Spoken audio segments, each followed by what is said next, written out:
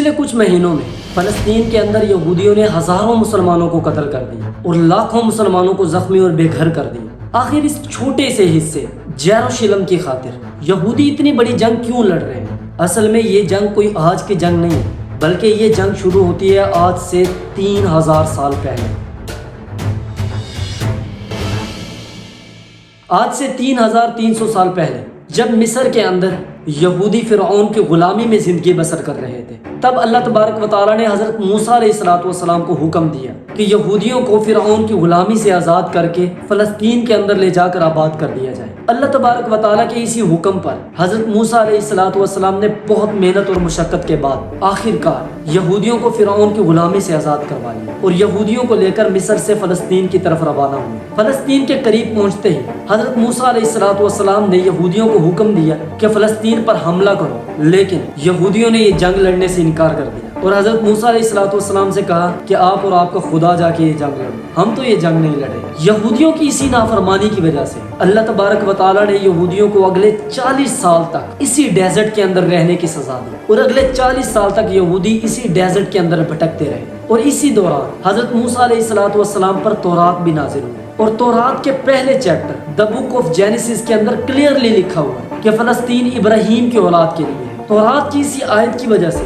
یہودی یہ کہتے ہیں کہ یہ فلسطین ابراہیم علیہ السلام کی اولاد کا ہے، اور یہودی حضرت ابراہیم علیہ السلام کے بیٹے حضرت اسحاق علیہ السلام کی اولاد میں سے ہے، اور اسی لیے اس ایریا کو فتح کرنے کے لیے یہودی اتنی بڑی جنگ لڑ رہے ہیں۔ لیکن اگر ہم اس تورات کی آیت کو صحیح معنوں میں دیکھیں تو یہاں اس آیت کے اندر لکھا ہوا ہے کہ فلسطین حضرت ابراہیم علیہ السلام کی اولاد کے لیے، نہ کہ حضرت ابراہیم علیہ السلام کے بیٹے حضرت اسحاق کی اولاد کے لیے۔ حضرت ابراہیم علیہ السلام کے دو بیٹے تھے، حضرت اسماعیل علیہ السلام اور حضرت اسحاق علیہ السلام۔ حضرت اسحاق علیہ السلام کو بنی اسرائیل کا فادر سمجھا جاتا ہے، اور حضرت اسماعیل علیہ السلام کو عربوں کا فادر سمجھا جاتا ہے، کیونکہ حضور اکرم صلی اللہ علیہ وآلہ وسلم حضرت اسماعیل علیہ السلام کی اولاد میں سے ہیں۔ اور اگر اس وجہ سے دیکھا جائے، فلسطین کے اوپر جتنا بنی اسرائیل کا حق ہے اتنا ہی عربیوں کا بھی حق ہے۔ اسی وجہ سے پچھلے 3000 سال سے عربیوں اور یہودیوں کے درمیان اس علاقے کی خاطر جنگ چل رہی ہے۔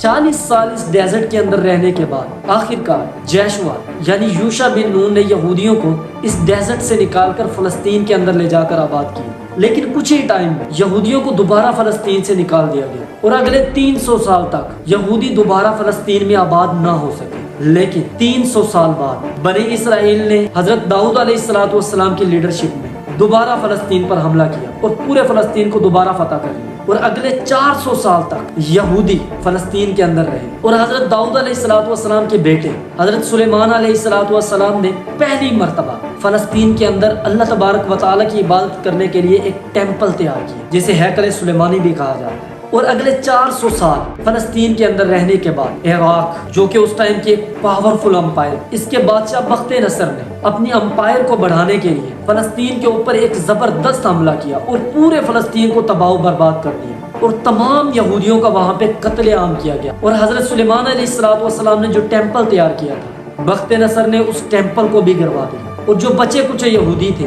بخت نصر ان تمام یہودیوں کو اپنے ساتھ اپنے کیپٹل سٹی یعنی عراق کے اندر لے گیا، اور اگلے 70 سال تک یہودی بخت نصر کے غلام رہے۔ 70 سال بعد ایران کے بادشاہ سائرس دی گریٹ، جسے ہم ذوالقرنین کے نام سے بھی جانتے ہیں، انہوں نے عراق پر حملہ کیا اور بہت کم ٹائم کے اندر پورے عراق کو فتح کر لیا، اور یہودیوں کو بخت نصر کی غلامی سے آزاد کروا کے دوبارہ فلسطین کے اندر آباد کروائے، اور انہیں فنڈز بھی دیے کہ آپ ہیکل سلیمانی کو دوبارہ تعمیر کریں۔ اور اس طرح حضرت ذوالقرنین علیہ السلام کے حکم پر ہیکل سلیمانی کو دوبارہ تعمیر کیا گیا، اور اگلے 400 سال تک دوبارہ فلسطین پر یہودیوں نے حکومت کی۔ لیکن 400 سال بعد یہودیوں پر ایک ایسی امپائر نے حملہ کیا جس نے پورے فلسطین کو تباہ و برباد کر دیا، یعنی the great Roman empire. Roman empire نے فلسطین کے اندر یہودیوں کو قتل عام کیا۔ یہودیوں نے بھی مقابلہ کرنے کی کوشش کی، لیکن اس کے نتیجے میں ہزاروں یہودی قتل کیے گئے۔ اور وہ ٹیمپل جو حضرت سلیمان علیہ الصلوۃ والسلام کے بعد حضرت ذوالقرنین علیہ الصلوۃ والسلام نے تعمیر کروایا، اس ٹیمپل کو بھی تباہ کر دیا گیا اور یہودیوں کو ایک بار پھر 600 سال تک فلسطین کے اندر سے نکال دیا گیا۔ اور رومن امپائر نے یہودیوں پر اتنا خطرناک ظلم کیا کہ رومن امپائر کے ڈر سے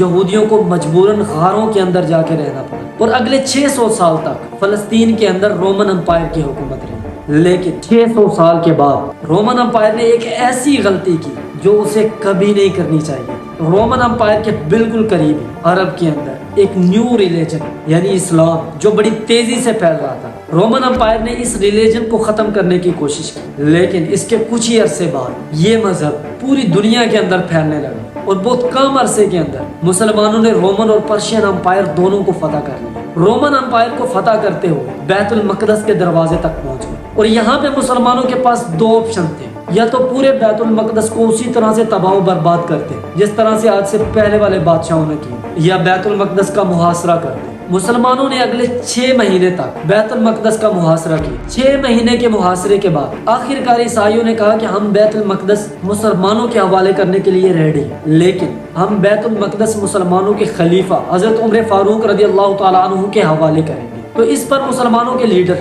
حضرت خالد بن ولید رضی اللہ تعالیٰ عنہ نے کہا کہ اتنی چھوٹی سی بات کے لیے امیر المؤمنین کو پریشان کرنے کی کیا ضرورت ہے۔ اس پر حضرت خالد بن ولید خود امیر المؤمنین حضرت عمر فاروق بن کے وہاں پہ تشریف لے گئے، کیونکہ حضرت خالد بن ولید کی تقریباً شکل و صورت اور ہائٹ حضرت عمر فاروق رضی اللہ تعالیٰ عنہ سے ملتی تھی۔ حضرت خالد بن ولید رضی اللہ تعالیٰ عنہ جیسے ہی عیسائیوں کے پاس گئے، ان میں ایک شخص ایسا تھا جس نے حضرت عمر فاروق رضی اللہ تعالیٰ عنہ کو پہلے دیکھا ہوا تھا۔ اس نے دیکھتے ہی کہا، اس نے کہا کہ یہ عمر فاروق نہیں ہو سکتا۔ اس پر مجبوراً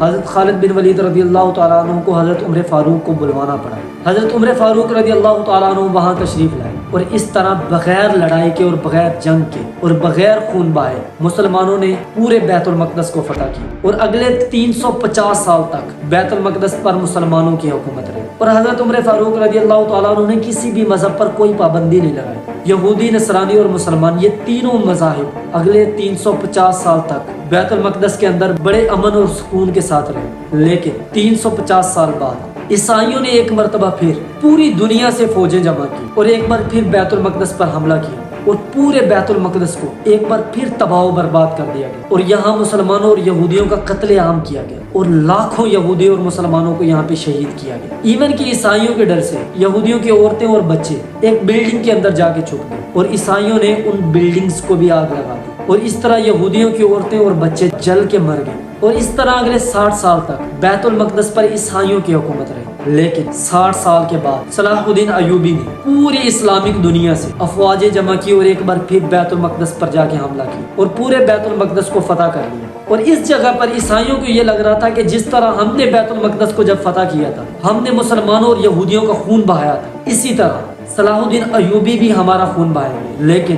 صلاح الدین ایوبی نے حضرت عمر فاروق کی طرح تمام عیسائیوں کو معاف کر دیا اور ایک انسان کو بھی وہاں پہ قتل نہ کیا۔ صلاح الدین ایوبی کے اس فیصلے پر عیسائی بھی بڑے پریشان تھے،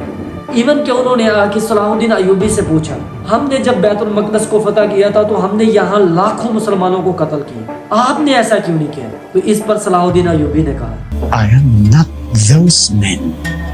I am صلاح الدین۔ صلاح الدین صلاح الدین ایوبی نے جب بیت المقدس کو فتح کیا، اس کے بعد اگلے 800 سال تک بیت المقدس پر مسلمانوں کی حکومت رہی اور دوبارہ 800 سال تک اس بیت المقدس کے اندر یہودی، عیسائی اور مسلمز، یہ تمام ریلیجنز بڑے امن اور شانتی کے ساتھ اس میں رہے۔ اور 800 سال بعد یعنی آج سے 100 سال پہلے جب فلسطین پر اوٹومن امپائر کی حکومت تھی یعنی سلطنت عثمانیہ، اس ٹائم عربیوں نے برٹش کے ساتھ مل کر اوٹومن امپائر کو ختم کرنے کا پلان بنایا، کیونکہ عربی یہ کہتے تھے کہ بھائی یہ ترکش کون ہوتے ہیں ہم پر حکومت کرنے والے۔ سو عربیوں نے برٹش کے ساتھ مل کر اوٹومن امپائر کو بالکل ختم کر دیا اور اس ورلڈ وار سے پہلے برٹش کی یہودیوں کے ساتھ ڈیل ہو چکی تھی کہ اگر ورلڈ وار کے بعد اگر یہ فلسطین کا علاقہ ہمارے حصے میں آیا تو ہم یہاں پہ ایک یہودی اسٹیٹ بنائیں گے۔ اور یہ معاہدہ ہوا کیوں تھا؟ اصل میں ورلڈ وار سے پہلے یہودی پورے یورپ کے اندر ہر ایک فیلڈ کے اندر ایک نیکسٹ لیول تک پہنچ چکے تھے، یعنی بزنس، انجینئرنگ، میڈیکل، ہر ایک فیلڈ میں یہودی یورپ کے اندر ایک پاورفل کمیونٹی بن چکے تھے۔ اور اس ورلڈ وار کی خاطر برٹش کو یہودیوں کی سپورٹ ہونا لازمی تھا، اور کیونکہ پچھلے 1800 سال سے یہودیوں کے پاس اپنا کوئی ملک نہیں تھا اور یہودیوں میں سے ایک انسان نے سائنزم کی سوچ شروع کی کہ ہمارا یہودیوں کا ایک اپنا الگ ملک ہونا چاہیے، اور اس شخص نے اس ملک کے لیے فلسطین کا ایریا جو تھا وہ ڈیسائیڈ کیا۔ اور برٹش نے بھی یہ کہا تھا کہ اگر ہم ورلڈ وار 1 میں جیت جاتے ہیں اور اوٹومن امپائر کو ختم کر دیتے ہیں، یہ علاقہ ہم یہودیوں کو دے دیں گے اور یہاں پہ یہودیوں کی اسٹیٹ بنائیں گے۔ ورلڈ وار کے بعد اسی سیکریٹ پلان کے تحت پورے یورپ سے ایک بہت بڑی تعداد میں یہودی فلسطین کے اندر شفٹ ہونا سٹارٹ ہوئے، اور فلسطینیوں سے یہاں کی زمین ڈبل ٹرپل داموں میں خریدنا سٹارٹ کر دی، کیونکہ یہودیوں کے پاس پیسہ تو ویسے ہی بڑا تھا۔ کچھ ہی ٹائم کے اندر فلسطین کے اندر یہودیوں کی ایک بہت بڑی تعداد جمع ہوگی، اور اسی کی وجہ سے فلسطین کے اندر لڑائیاں ہونا سٹارٹ ہوگی۔ اور اسی کو مد نظر رکھتے ہوئے UN نے ایک فیصلہ کیا، اور اس فیصلے کے اندر فلسطین کو 3 حصوں میں ڈیوائیڈ کیا گیا: اسرائیل، فلسطین اور یروشلم۔ اسرائیل پر یہودیوں کی حکومت تھی اور فلسطین پر مسلمانوں کی، اور یروشلم پر UN کی حکومت رہے گی، یعنی ان دونوں میں سے کسی کی بھی نہیں۔ اور یروشلم کے اندر تمام ریلیجن کے لوگ آ کے رہ سکتے تھے، لیکن عرب ممالک نے اس فیصلے کی سخت مخالفت کی، اور اسرائیل کے آزاد ہونے کے ایک دن کے بعد ایجپٹ، جارڈن اور سیریا، ان تینوں نے اسرائیل پر حملہ کر دیا۔ لیکن بڑی بے شرمی سے یہ تینوں ممالک اس ایک چھوٹے سے ملک سے جنگ ہار گئے، اور ایک ایسے ملک سے جو اس جنگ سے صرف ایک دن پہلے بنا ہو۔ اور اسی جنگ کی وجہ سے UN نے جو پہلے میپ دیا تھا، مسلمانوں کو صرف اس کا 40% حصہ ملا، اور باقی کا تمام حصہ یہودیوں نے فتح کر لیا، ایون کہ یروشلم کا آدھا شہر بھی یہودیوں نے فتح کر لیا۔ اور اس کے بعد 1967 میں ایک مس انڈرسٹینڈنگ کی وجہ سے فلسطین کے اندر ایک بار پھر جنگ سٹارٹ ہوگی، اور ان تینوں عرب ممالک ایجپٹ، جارڈن اور سیریا نے ایک بار پھر اسرائیل پر حملہ کیا، اور صرف 6 دن کے اندر اسرائیل نے ان تینوں ممالک کو ہرا دیا، اور اسرائیل نے اپنے ایریے کو پہلے سے 3 گنا بڑا کر لیا۔ 2 بار اسرائیل سے ہارنے کے بعد یہاں کی عوام اپنے حکمرانوں کے خلاف ہو گئی، اور نیشنلزم یعنی قومیت کو چھوڑ کر ایک نئی سوچ کی طرف بڑھنے لگی۔ دا مسلم برادرہوڈ، اخوان المسلمون مصر کے ایک ٹیچر حسن البنا نے بنائی، جو کہ پاکستانی ایک سکولر مولانا مودودی سے انسپائر تھے۔ اس سے پہلے عرب کے اندر اخوان المسلمین کا صرف مذاق اڑتا تھا، لیکن یہ 2 بار اسرائیل سے ہارنے کے بعد اخوان المسلمین کے جو سربراہ تھے، انہوں نے عوام سے کہا کہ بھئی یہ جو جنگیں مسلمان ہارے ہیں، اصل میں یہ مسلمان نہیں ہارے، بلکہ یہ جنگیں ہمارے یہ جو نیشنلسٹ حکمران ہیں یہ ہارے۔ اور اس کے بعد یہاں کی پوری عوام اخوان المسلمون کے ساتھ کھڑی ہوئی، ایون کہ یہ حماس بھی اخوان المسلمین کا ہی حصہ ہے۔ اس جنگ کے بعد اسرائیل نے ویسٹ بینک اور غزہ ان دونوں پر قبضہ کر لیا، اور آج تک اسرائیل سے یہ دونوں علاقے کوئی بھی حاصل نہیں کر سکے۔ اور آج سے کچھ مہینے پہلے فلسطین کے اندر یہ جو دوبارہ جنگ سٹارٹ ہوئی، یہ کیوں جنگ سٹارٹ ہوئی ہے اور کس لیے سٹارٹ ہوئی، اس ٹاپک کے اوپر ہم ایک نیکسٹ ویڈیو بنائیں گے۔ Beginning with the wake up of the sound of bombing.